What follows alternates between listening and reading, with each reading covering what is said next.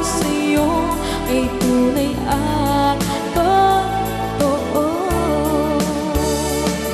Kahit na ano man ang pagsubok natin, basta tayo pa rin noon hanggang ngayon.